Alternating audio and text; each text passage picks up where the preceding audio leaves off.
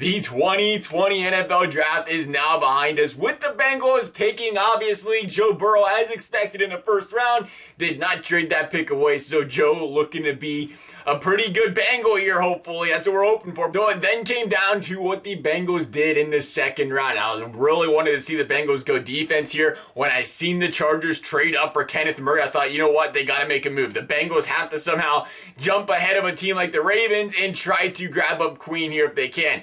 They didn't. They stayed put in the second round. They couldn't get Queen. They couldn't get him or Murray. And all of a sudden, though, you look at the draft board and a guy like T. Higgins is still there. He slides down to the second round. And I loved the Bengals taking this pick here because a guy like this should have been in the first round in the first place. I think how he slid to the second, I don't know. I look at it as a steal of a draft pick here for the Bengals. And what's not to like about him? He's big, he's lanky, his concentration, his awareness on the field is tremendous. He seemingly comes down with every single 50-50 ball thrown up to him. The man can be a much needed red zone threat for the team. I know it's early. I know he's got a lot of work to do still, but this man really does have the ability to be the second coming of AJ Green here. One thing you have to give Mike Brown credit for here is his ability to try and set his quarterbacks up for success. You see Burrow now with T. Higgins. You've seen Andy Dalton, the A.J. Green. You've seen Carson Palmer, Chad Johnson, a couple years, separated those two. But he always tries to give the quarterback of the future some young, talented players around them to make him prosper. And T. Higgins is that man here for the Bengals this time around. And I tell you what, A.J. Green comes back healthy, and you're looking at potentially one of the most dynamic air attacks in the NFL this season. You got Higgins, you got Green. Boyd was stellar last season. We've seen the glimpses of John Ross if he can stay healthy, if he can be utilized properly, his ability to take the tops off of defenses. And I love Alden Tate still here as well. 5 very good receivers this Bengals team's going to be working with here with Joe Burrow. It's going to be exciting to see what they can do. In the third round, the Bengals went Logan Wilson. I'll be honest, I really wanted to see Zach Bond here. I couldn't believe that he actually fell down in the draft. I seen Carolina trade up above the Bengals one pick. I was like, here we go. They made this move because Carolina needs to replace Luke Kuechly, and they didn't. They took a DB, and Bond fell to the Bengals. But the Bengals, instead of going Bond, said, let's go Logan Wilson here. And the more I think about it, the more I think the Bengals, again, made the right choice here. I mean, sure, Bond's an elite pass rusher, I think, here. Great run stuffer. But Wilson fills more of what the Bengals were looking for here, I think. He flies all over the field. He's instinctive. He's an absolute tackling machine. He's had 400-plus tackles in his collegiate career. He's excellent at blowing up run plays. He's been just as good in the pass game as he has in the run game. Again, nowhere near the pass rusher as Bond, but he, again, excels in more of the areas that I think this Bengals defense has really been lacking over the past few seasons. He's a guy you look at. If this man plays for a Power 5 conference team this season and he plays like he did, there's no question about it that he's a first-round draft pick. But he didn't. He played for Wyoming, and that really is why I think he fell here, because, you always look at the competition these guys are playing. It's a lot easier to look like a stud playing against lesser players, and that worries teams when they're drafting players. That's always part of what's on their radar.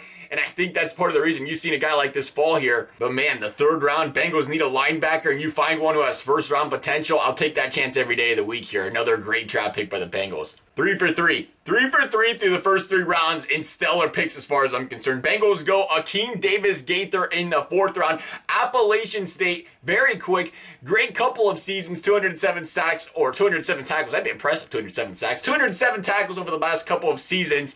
And he's the Sun Belt reigning defensive player of the season right now. Appalachian State, though, they've been playing some good ball, but still don't play as much good competition throughout the season. I think their 2 best teams they played this season were North Carolina and South Carolina, just to throw that out there. Gaither did play good in both of those games, so I love the pick. I love the pick still, despite who they did, despite what team he did play for, what conference. I don't care. You're in the 4th round at this point. Let's see how some of these studs play in the lesser conferences, and let's give them a chance here. I would much rather the defensive player of the year of the Sun Belt. I don't care who's in the conference, who isn't in the conference, who they play all season. He is the best player in that conference at the end of the day. He has proven he's got the abilities to be a very good linebacker. Let's see what he can do. It's the 4th round.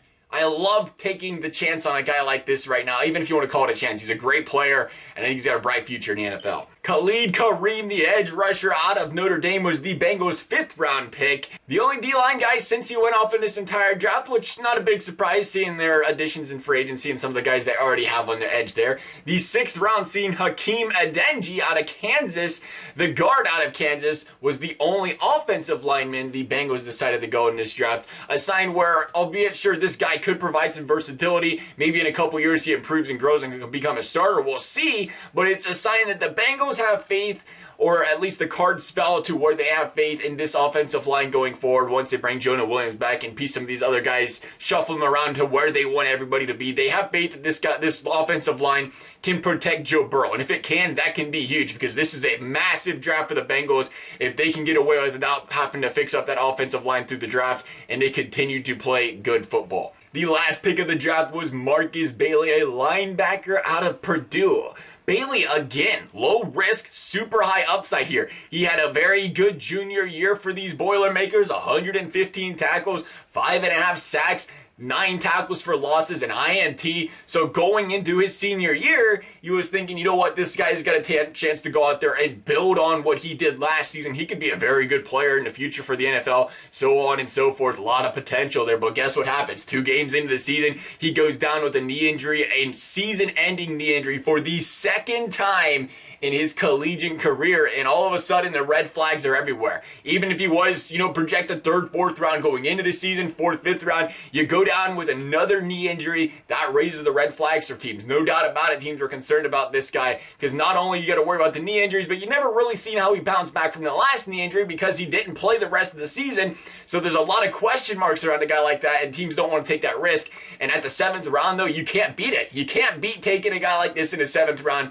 Again, I think all 3 of these linebackers these Bengals drafted have the potential to be starters one day. A really good potential if the cards fall properly. That's the question. Is this going to come to fruition here with Bailey? Is he going to stay healthy? Are we going to see him at his best? Or is there going to be some lingering knee injuries? He doesn't come back the same player. We don't know. But at the 7th round, why not take that chance? And that's what I really liked about the draft this year. You didn't see the Bengals really go out there and reach and stretch. You could have said 2nd round, let's go offensive lineman. I feel like you would have been stretching for guys. I think a lot of guys they might have hoped to get right there in the 2nd round didn't make it to them. It would have been a reach. But it wasn't a reach. Guys like T. Higgins that fell to them that should have went earlier in the draft. Or in the 3rd round, I think, again, there's a lot of potential in Wilson there. All of these guys, really, where I feel like there was low risk, high reward type of players here for these Bengals, especially considering where they drafted them. I think it was one of the best draft classes I've seen out of the Bengals in a very long time here. Can't wait to see what these guys can do here in the future.